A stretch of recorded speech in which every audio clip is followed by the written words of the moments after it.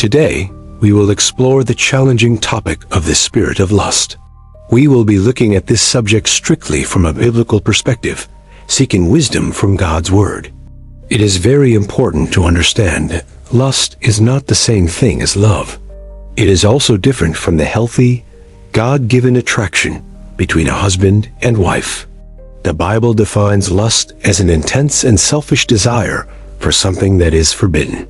This desire often centers on another person's body, outside of God's intended marital context. The term spirit of lust suggests this is more than a feeling. It implies a spiritual force or influence that can tempt and ensnare individuals in its destructive patterns. This spirit perverts God's beautiful gift of sexuality, twisting it into something self-serving. It completely disregards the sacredness of the human person, created in the very image of God. In the New Testament, Jesus addresses the root of this issue directly. He taught that the sin of lust begins not with the body, but deep within the heart. In Matthew 5:28, Jesus warns his followers about this very thing. But I tell you that anyone who looks at a woman lustfully has already committed adultery. This profound teaching shows that God is concerned with our inner thoughts and motives. He sees the heart, where sin is often conceived long before any physical act is committed. The Apostle John also speaks on this, identifying the lust of the eyes. This refers to craving what we see, feeding an internal desire that dishonors God and others. He also mentions the lust of the flesh in 1 John 2:16. This is the craving for sensual gratification that pulls our hearts away from our Creator, God. The Bible is filled with cautionary tales about the destructive power of lust. These stories serve as solemn warnings for every generation of believers who would come after them. King David's story with Bathsheba serves as a very powerful and sobering warning. It clearly shows how a single lustful glance can lead to adultery, deception, and even murder. This tragic example demonstrates how lust corrupts even a person once described as being a man after God's own heart, showing no one is immune to its temptation. The story of Samson and Delilah also illustrates lust's devastating consequences. His uncontrolled passion for her ultimately led to his downfall, loss of strength, and his eventual tragic death. Amnon, one of King David's sons, was consumed by a wicked lust for his half-sister Tamar. This obsession led to a horrific act that tore their entire family apart. The cities of Sodom and Gomorrah became synonymous with unrestrained sexual immorality. Their rampant lust was a key reason for the severe divine judgment that ultimately fell upon them. These biblical accounts are not just ancient history. They are timeless lessons. They vividly reveal the predictable and destructive path that always begins with entertaining a single lustful thought. The spirit of lust works by first capturing a person's thoughts and imagination. It plants seeds of fantasy that, if watered, will grow into a stronghold of dark desires. This spirit is fundamentally rooted in selfishness and self-gratification. It asks, "What can I get?" instead of, "What can I give?" ignoring the well-being of others. It causes a person to objectify others, seeing them merely as a means to an end. People are reduced to objects for personal pleasure, stripped of their God-given dignity. A core characteristic of lust is that it is truly never satisfied. It is an insatiable appetite that always demands more, leading a person deeper and deeper into bondage.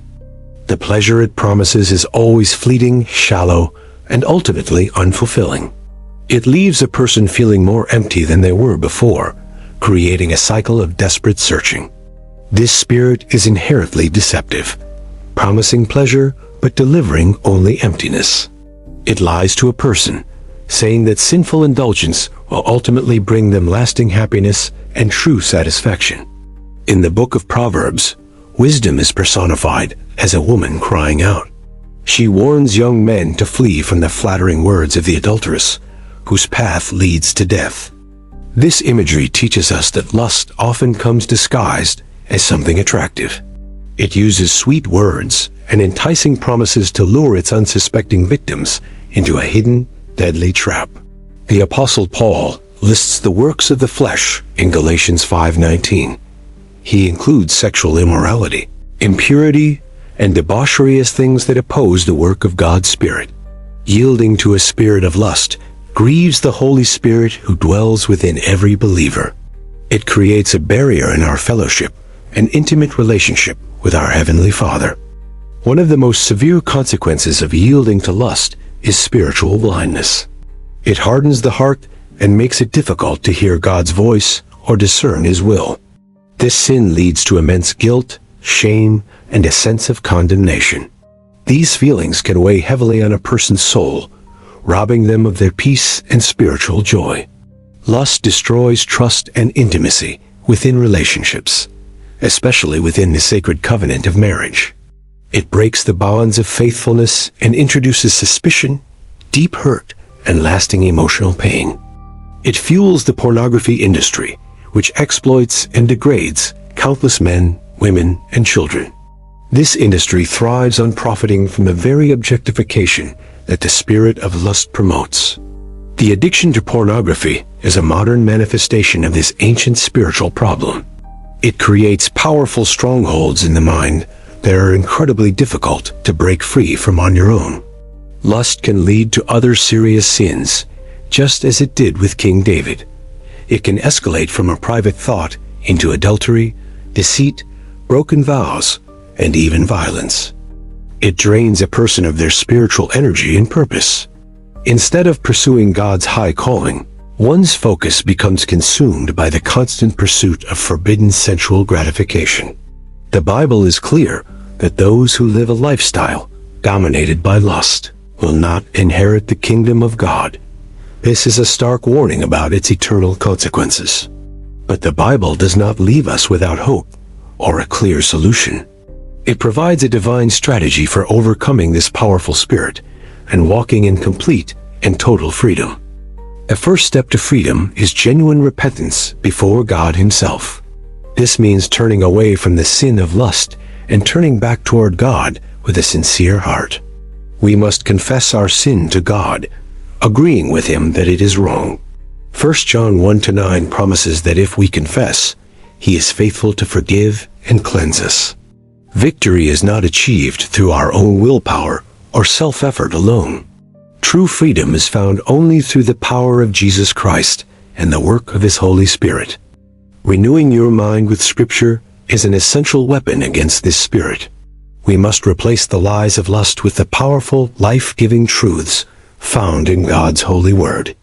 We are commanded in Romans 12:2 not to be conformed to this world. Instead, we must be transformed by the renewing of our minds, which changes how we think. Philippians 4:8 gives us a clear guide for our thought life. We are told to focus our minds on whatever is true, noble, right, pure, lovely, and admirable. Prayer is our direct line of communication with God for strength and deliverance. We must cry out to Him for help in our moment of weakness and great temptation. Jesus taught His disciples to pray, "Lead us not into temptation, but deliver us from the evil one." This should be our constant and very earnest prayer. Fasting can be a powerful spiritual discipline in breaking the power of fleshly appetites. It helps to humble ourselves and bring our bodies under the Spirit's complete control. We must also practice the principle of fleeing from temptation. 1 Corinthians 6:18 specifically commands us to flee from sexual immorality, which requires decisive and immediate action. This means we must be proactive in avoiding situations, places, or media content. Anything that we know will trigger lustful thoughts must be intentionally and completely cut off. Job made a covenant with his eyes not to look lustfully at a young woman. This is a powerful example of setting firm personal boundaries to protect one's own heart. We must guard our hearts above all else, as the book of Proverbs advises. For it is from the heart that the well springs of life and action truly flow. Accountability with a trusted, mature Christian friend or mentor is also invaluable. Confessing our struggles to another person brings the hidden darkness out into the light of day. Secrecy is the environment where the spirit of lust thrives and grows stronger. Bringing it into the light through honest confession begins to strip it of its power over us. We must make no provision for the flesh, as Romans 13:14 instructs us. This means not creating opportunities or excuses for our sinful desires to be easily fulfilled. We must starve the lustful desires and instead feed our spirits. We do this by immersing ourselves in worship, prayer, fellowship with other believers, and studying God's holy word. It is also crucial to understand and embrace our new identity in Jesus Christ. In Him, we are no longer slaves to sin, but are now sons and daughters. Colossians 3-5 commands us to put to death whatever belongs to our earthly nature. This includes sexual immorality, impurity, lust, and all of the other evil desires. This is not a passive suggestion, but an active command. It requires a daily decision to crucify our fleshly desires and to walk in obedience to God's Holy Spirit. We must consciously choose to see every person as God sees them. They are valuable individuals created in His image, not objects to be used for our selfish pleasure. Filling our lives with God's purpose helps to displace selfish desires. When we are passionate about serving God and others, lust begins to lose its powerful, tempting appeal. A healthy, loving marital relationship is one of God's primary designs. It is the proper context for sexual intimacy, providing a righteous alternative to the counterfeits offered by lust. The Bible encourages married couples not to deprive one another. This helps to protect both partners from the temptation that can arise when legitimate needs are not being met. For those who are single, the Bible calls for a life of purity. It is a time to devote oneself fully to God, free from compromising sexual entanglements. We must remember that being tempted is not the same as sinning. Temptation is common to all, but the sin occurs when we choose to entertain and act upon it. Jesus Himself was tempted in every way, yet He was without any sin. He is therefore able to sympathize with our weaknesses and provide grace to help us. By walking in the Spirit, we will not gratify the desires of the flesh. The Spirit and the flesh are in constant conflict with one another, so we must choose. As we yield more to the Holy Spirit's guidance, His fruit will grow. Love, joy, peace, patience, kindness, goodness, faithfulness, gentleness, and self-control will begin to dominate. Notice that self-control is a fruit of the Spirit. It is not something we can produce on our own, but it grows in us as we surrender to God. This battle against lust is not a one-time event, but a lifelong journey. It requires constant vigilance, moment-by-moment dependence on God, and a deep commitment to personal holiness. There will be times when we may stumble and fall along the way. In these moments, we must not give in to despair, but quickly repent and receive God's forgiveness. God's grace is always greater than our sin. His mercy is new every single morning, and His power is made perfect in our moments of human weakness. We must learn to redirect our passions away from sinful desires. We can channel that energy toward a passionate pursuit of God and a fervent love for other people. When a lustful thought enters your mind, do not dwell on it. Immediately replace it with a scripture verse or a prayer, taking that destructive thought captive for Christ. Memorizing scripture is like storing up an arsenal of spiritual weapons. The Word of God is called the sword of the Spirit, which we can use to fight back. Understand that your body is a temple of the Holy Spirit. This truth should motivate us to honor God with our bodies and to keep them pure for Him. The fear of the Lord is the beginning of wisdom and a deterrent to sin. Remembering that God is always watching helps us to live in a way that pleases Him. Don't try to reason with or rationalize the temptation. The spirit of lust is deceptive, and trying to debate it on its own terms is a losing battle. Flee instead. Cultivate a deep and personal love relationship with Jesus Christ. The more we fall in love with Him, the less appealing the temporary pleasures of sin will become to us. True satisfaction and fulfillment are found only in God, not in lust. He is the fountain of living water that can quench the deepest thirsts of our weary souls. The spirit of lust promises freedom, but ultimately brings chains of bondage. True freedom is found in obedience to God and living according to His perfect and holy design. Consider the high cost of sin before you choose to indulge in it. Think about the potential damage to your relationship with God, your family, and your personal testimony. Practice gratitude for what God has given you. A thankful heart is less likely to covet what it does not have, or what God has explicitly forbidden to it. Be careful about the media you consume, including movies, TV shows, and internet sites. What you allow into your mind will eventually have a profound effect on your heart. Set up practical safeguards, such as internet filters and accountability software. These tools can be very helpful in creating a safer environment and reducing easy access to tempting material. Do not be proud or overconfident in your own strength to resist temptation. The Bible warns, "Let him who thinks he stands take heed, lest he should actually fall." Humility is absolutely essential in this spiritual battle against the spirit of lust. We must constantly recognize our complete dependence on God for the grace and strength to stand firm. Find your value and self-worth in your identity as a child of God. You do not need the validation or illicit pleasure that lust falsely promises to give you. Remember that every person is someone's son, daughter, brother, sister, or spouse. Seeing them through this relational lens helps to cultivate respect and diminishes the tendency to objectify them.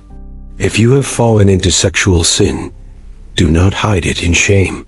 Seek help from a godly pastor, elder, or counselor who can guide you toward biblical restoration.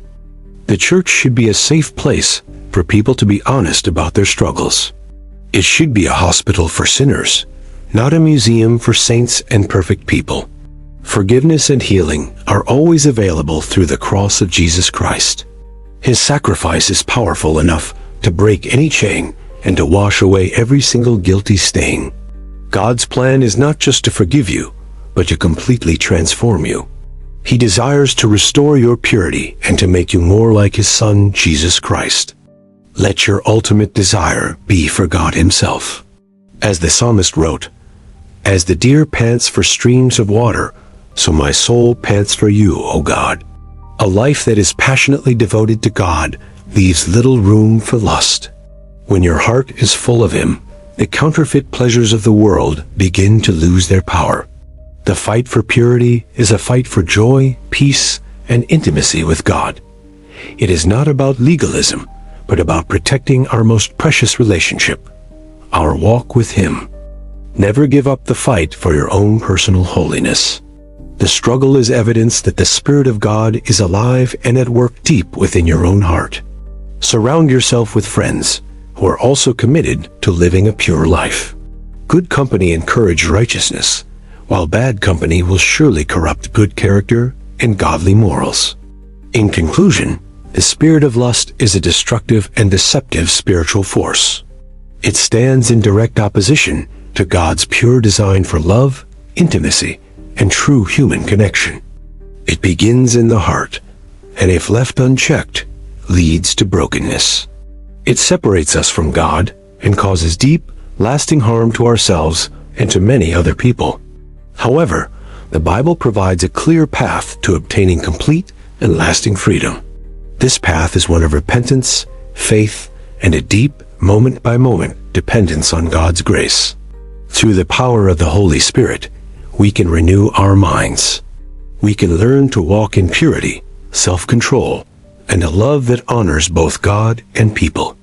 But there is always hope in God's amazing and transformative grace. Through Jesus Christ, complete freedom from the bondage of lust is not just a hope, but a reality.